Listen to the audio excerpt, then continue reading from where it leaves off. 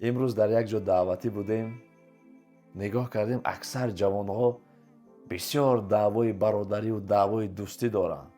چگونه که الحال شما صحبت شیرین دارین و برادر و دوست هستین با همدیگر، همین خیلی دعوا کرده ایستادن. این واقعه یادم آورد حکایه از پس پنجره های زندان که درد عمیق برادری را آشکار می سازه. برای همونها همین قصه را کردم و نگاه کردم چهره هاشون بسیار غمگین شد. خب گوش اندازین که برادری چی است؟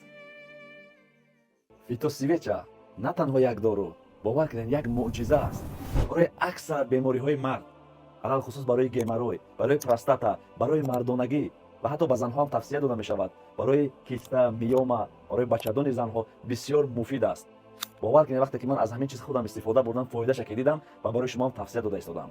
تو سیویچا ارگینال ایرا شما فقط میتوانید از شرکت زیارت شاپ دسترس نمایید و حتی نرخ‌های دسترس تحویل به تمام شهرهای روسیه، حتی به تاجیکستان.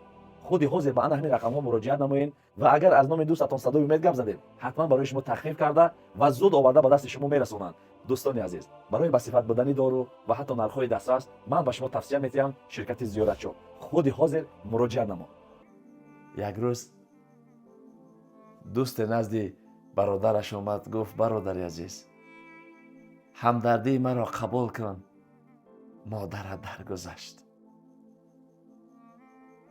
این جوان سر را به زمین فرود آورد و گفت هر نفس چشنده مرگ است. جوان رفت، لحظه ای نگذشت دوباره آمد، گفت دوستم صبر کن، همسرت نیز از عالم درگذشت. جوان دست برداشت و گفت خدایا در این مصیبت سنگین به من صبر عطا کن. اشک از چشم جاری نشد. لحظه ای نگذشت که این دوستش بار سوم آمد، گفته دوستی عزیز، آن شخصی را که به خاطر الله برادرش میخواندی او نیز دنیا را پدرود گفت.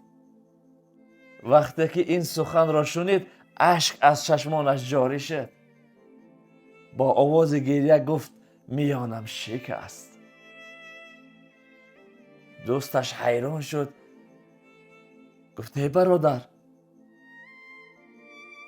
یکم باره گفتم مادرت گذشت اشک جاری نکردی، دویم کرته گفتم همسرت گذشت اشک از چشمانت جاری نشد، الحال به تو چی شد چرا اشک میریزی؟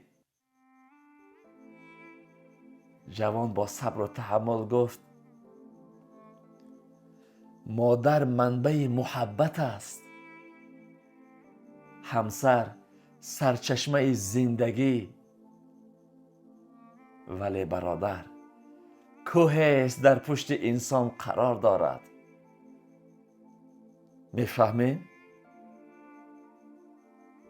وقتی که با کسی دوست و برادری میکنین فقط به خاطر الله، در یاد گیرید حقش از حق پدر و مادرت، از حق زن و فرزندت، از حق مالت، حتی از حق برادر خونینت بلند است.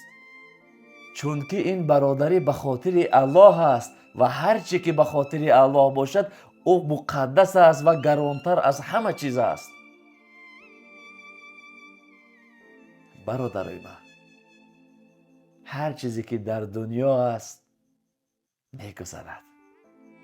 پدر و مادر، زن و فرزند، مال و دارایی،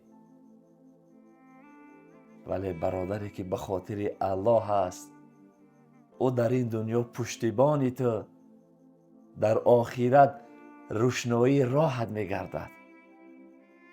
پس برادری را قدر کنیم و با اخلاص به خاطر الله دوستی کنیم، چون که این دوستی هرگز نمیمیرد.